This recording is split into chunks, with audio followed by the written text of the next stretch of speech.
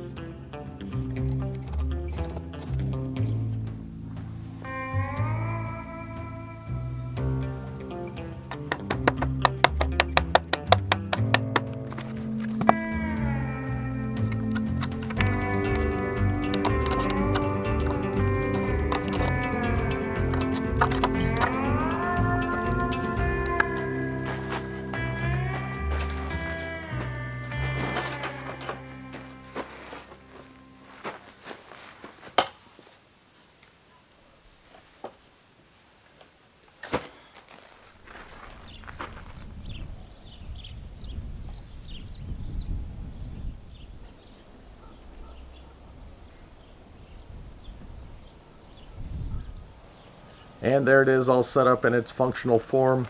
You'll notice at the bottom of each of these posts I have also added some eye bolts with carabiners and a ratchet strap, and that is for when I am imparting downward force on this tripod. The ratchet strap will keep those posts from splitting out and keep the structure stable. And being that this is ready for testing, the first official test subject is going to be this 55-gallon drum that I've got set up with some ratchet straps.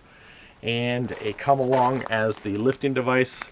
One thing to note, you're not supposed to be using these for lifting, but for this purpose I'm going to use it just because it's what I have on hand. But eventually I'll try to be looking for some sort of chain hoist or something like that. But for this one, we'll just use the come along and see how it works.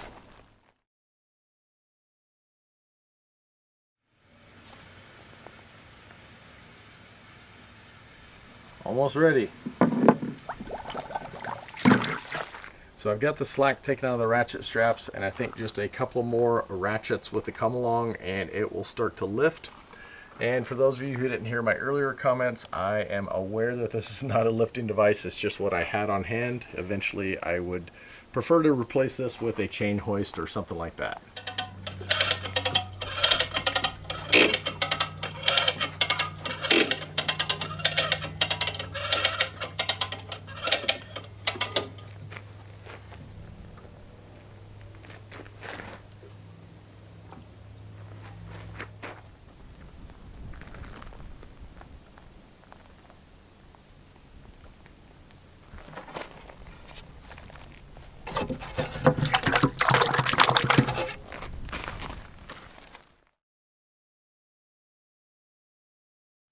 So you've seen this is perfectly capable of lifting a heavy object from the ground into the air, but you may be wondering how I plan on lowering this back down to the ground, or in the case of a boulder that I picked up, lowering it onto a trailer.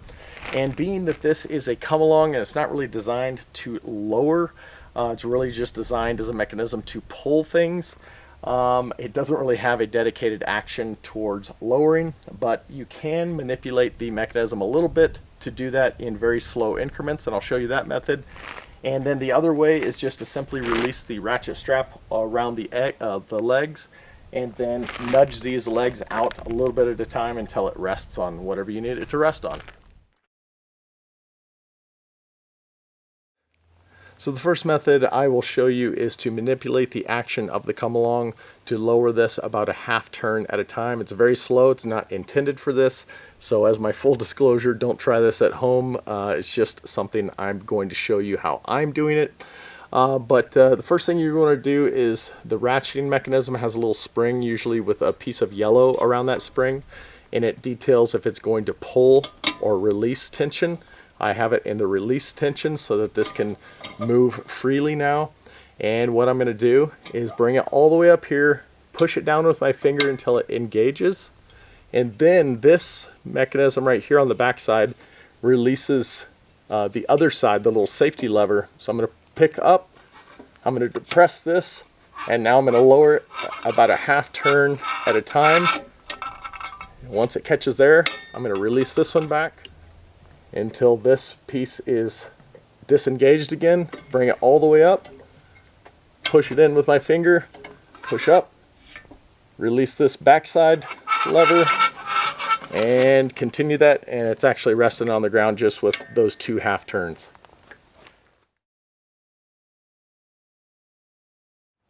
And the other technique is very crude, but it is to release the ratchet strap from the legs and simply nudge the legs out.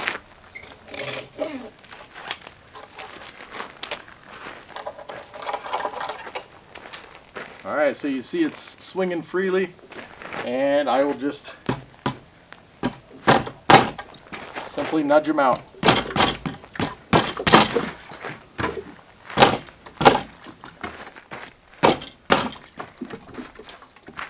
It's on the ground. So with that test complete, I think that serves as pretty good proof of concept that this tripod hoist should serve my needs well. If I didn't put it on the screen during the test, that barrel is about 450 pounds full of water. That's just 55 times 8.3 pounds per gallon of water. And as far as what I would be willing to lift with this current setup, I think anything 1,000 pounds and below I would feel safe to use just as it is.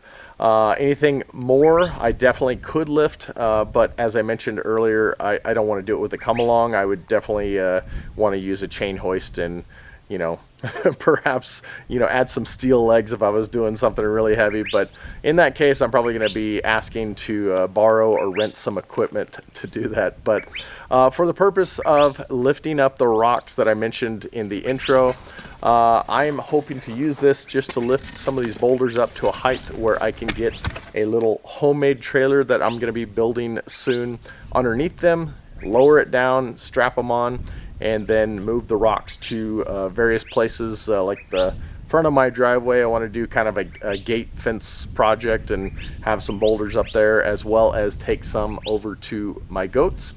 But anyway, I think this was actually kind of a fun little easy project. And speaking about the goats, which you may have heard in the background because it's getting close to milking time, I'm going to be having some goat projects coming up, making like some play structures. And I have another project that I want to use this hoist for that will attach to the top of it in kind of like a teeter-totter fashion.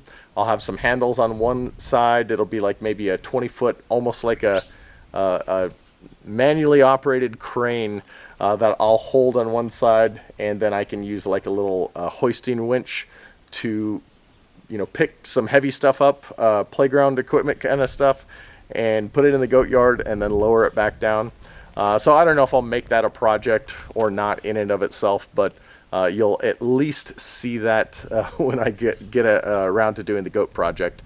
And then I don't know, I think that's pretty much it for the tripod hoist. As for things to come, my DIY truck camper has still got a few videos to go, but I am still just thinking about that bed setup that I have kind of constrained myself with the limitations of my design process. So anyway, there will be more videos on that coming. I'm just still thinking about that.